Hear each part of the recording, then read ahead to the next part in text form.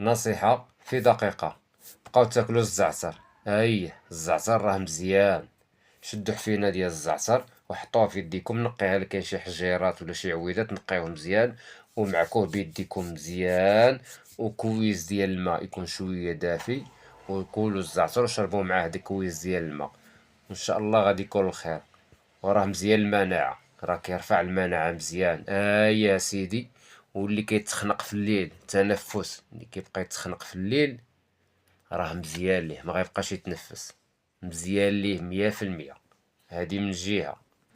ومزيان الغازات اللي عندهم صارنو كيغرغرو، كيبقى يغوتو بزاف، كيحشم يجلس قدام الناس، داكشي راه ما غيبقاش نهائيا. كينعس في الليل كيتكا، كيبداو مصارنو كيغرغرو، غرغر غرغر، داكشي ما غيبقاش نهائيا. ومزيان 100%. التوتر اللي كيتوتر الانسان كيتوتر، كيجي القلق، مزيان ليه حتى هو.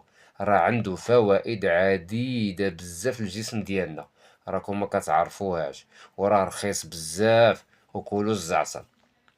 هذه نصيحة ديالي، كنتمنى تدعموني بواحد لايك، ما تخسروا والو، باش ان شاء الله نزيدو القدام في القناة. السلام عليكم.